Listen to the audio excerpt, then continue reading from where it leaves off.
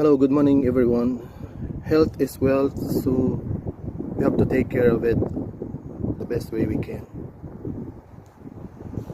Nobody can do it for yourself, even the doctors, hospitals, medicines, your family and friends. You are the only one who is directly responsible to take care of your health. So practice conscious eating daily by knowing what to eat and drink and not what to eat and drink.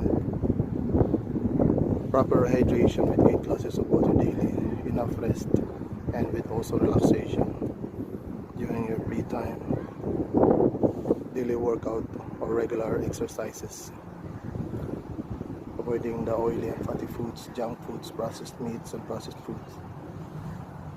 Good music to activate your brain cells and memories.